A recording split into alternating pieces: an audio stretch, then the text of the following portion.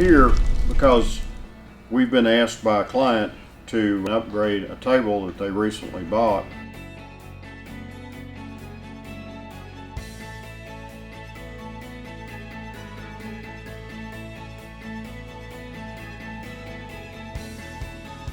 We're going to remove these rails. We're going to rebuild a gantry to fit the new rail system. We weighed the gantry and it weighs in at about 110 pounds. That's a little heavy for something that just carries a 5-pound torch. This is the OZ that was on the table. We're going to replace that with this Precision Z. It's made by Velox. The machining is excellent on this. It's very, very accurate. It also has a floating mount on it. If you notice right here, this is allowed to go up. It's got a stop on it so it won't break the switch off if it goes too far. This is the existing controller that came with this table. We're going to replace the control with one of our Blade Runner all-in-one controller kits. We expect to have out of this system probably 4 to 6 times the amount of performance that we had with the other system.